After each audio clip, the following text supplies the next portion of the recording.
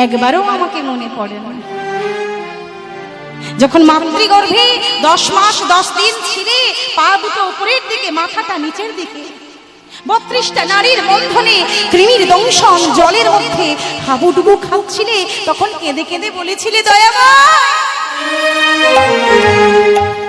এই গর্ভ যন্ত্রণা থেকে তুমি মুক্ত করো, আর পারছি না। কথা দিলাম ওই ভবের মাঝারে গিয়ে তোমার নাম গুণগান গাইব, নিতাই গৌর প্রেমানন্দ। হে বেঈমান, হে মিথ্যাবাদী মানুষ, পারাপার্ত করে দিলাম, কিন্তু কথাটা রাখলে কই? আমরা সবাই চোর, জানো তো বাবা? এই যে দিদি ভাই, আমরা চোর। এই সব চোরের দল বসে আছে, সব চোর না, তার মধ্যে কয়েকজন সাধু আছে।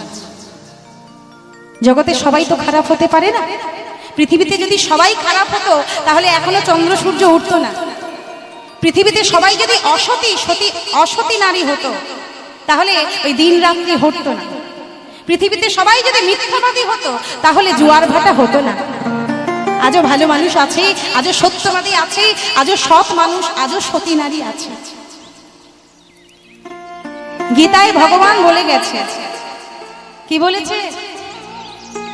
কলির মানুষ সবাই চোর। চোর কেন বললেন? আচ্ছা মনে করো কোনো বাগানই, তোমাদের তো জয়নগর, এটা এই জয়নগরের মাটিটা খুব সুন্দর।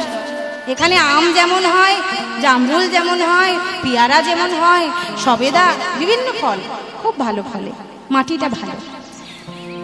আচ্ছা যদি মনে করো কারো কাঁঠাল বাগানে বড় বড় কাঁঠাল ধরেছে, আচ্ছা সেই কাঁঠাল বাগান থেকে তোমাদের ইচ্ছে হলো কারো এঁচড় খাবে, হ্যাঁ এঁচড় রান্না করে খাবে।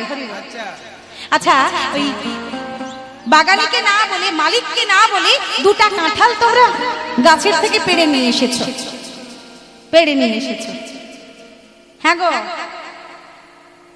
তাহলে তুমি কি করলে? ও মায়েরা কি করলে? কি করা হলো?